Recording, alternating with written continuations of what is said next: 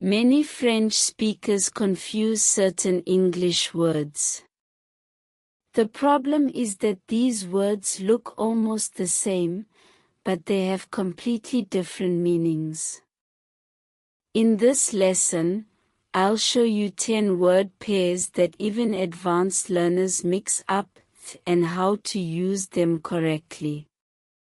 Our first pair is a classic. It is the battle between affect and effect. Here is the rule, and it is very strict. Affect with an A is a verb. It means to influence something. Affect with an E is a noun. It means the result. If you ever get stuck, remember this little acronym. Raven. Remember. Affect is verb, effect is noun. It works every single time. Let's practice with the examples. Repeat after me. Stress can affect your sleep badly. Stress can affect your sleep badly.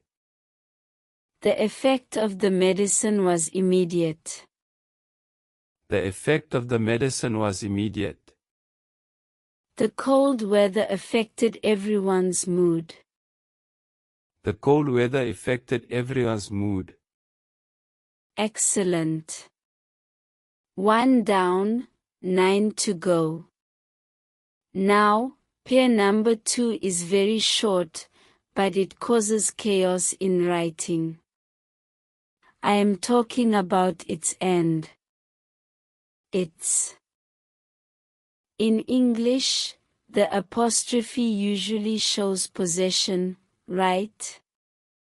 The girl's book.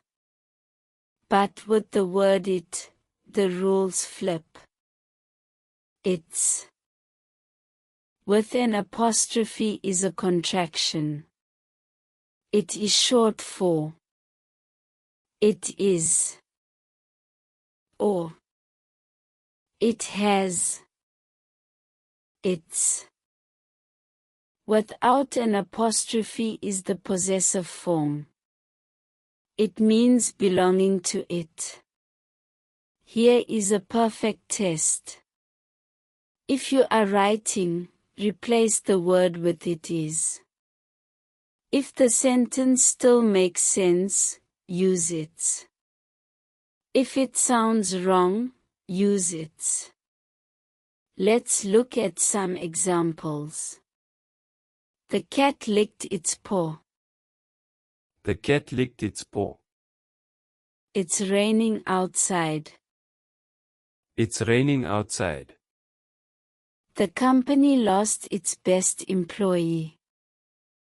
The company lost its best employee. Good. You are already mastering the difference.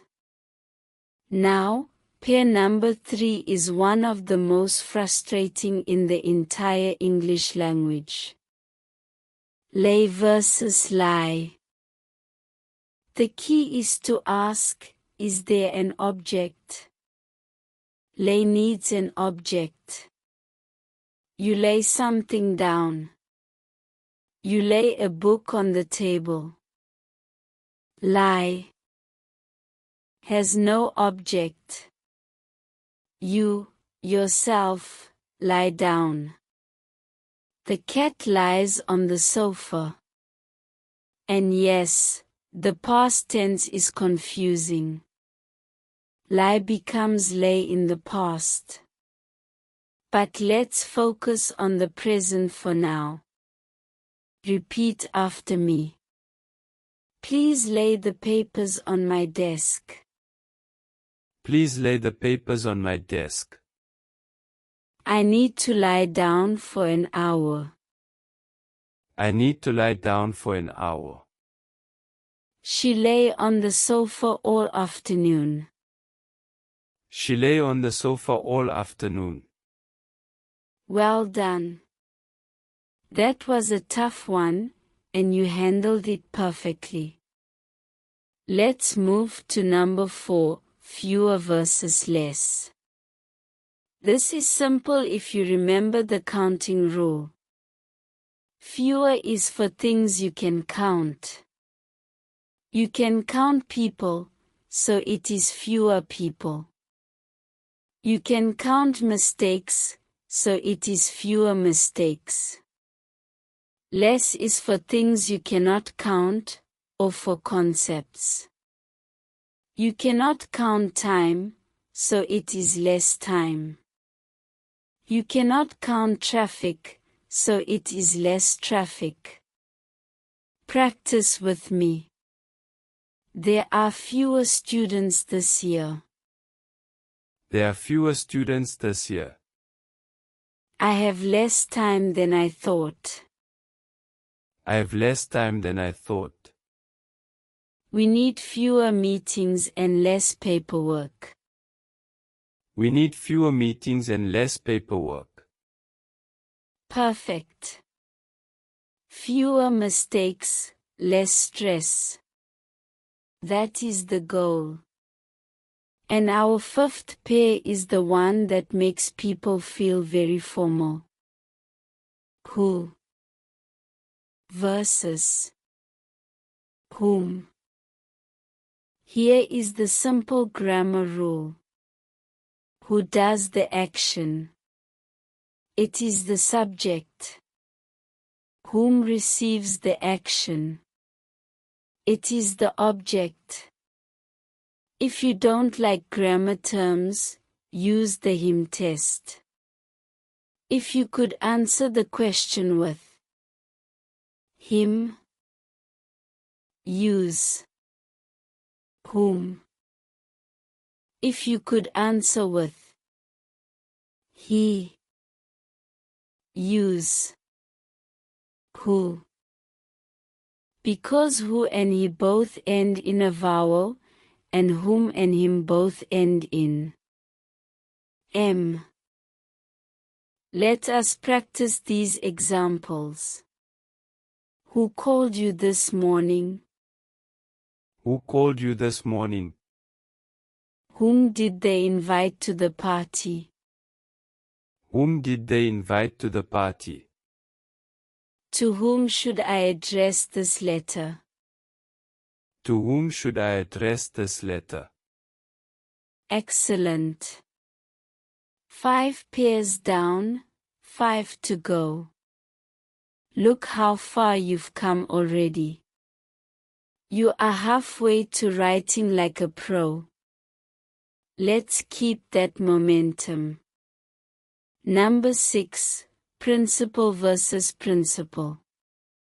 This is a classic. A principle is a noun.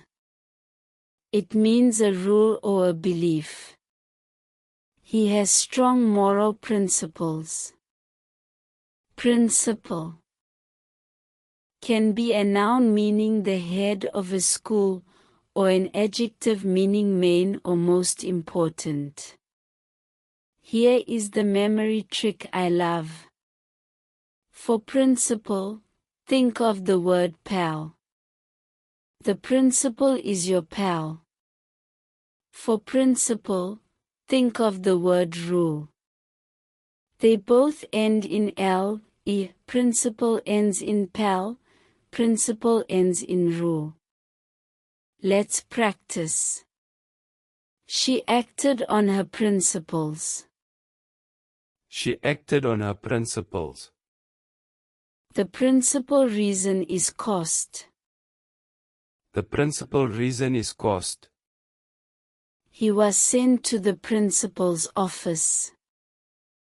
He was sent to the principal's office. Perfect.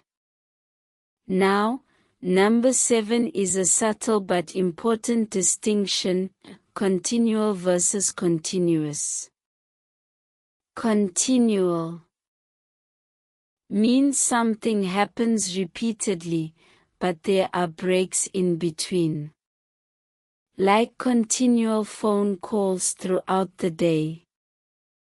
Continuous means something happens without stopping, with no break at all. Like a continuous line of traffic. Let's practice these examples. The machine runs on a continuous loop. The machine runs on a continuous loop. She made continual complaints about the noise. She made continual complaints about the noise. The river flows continuously to the sea.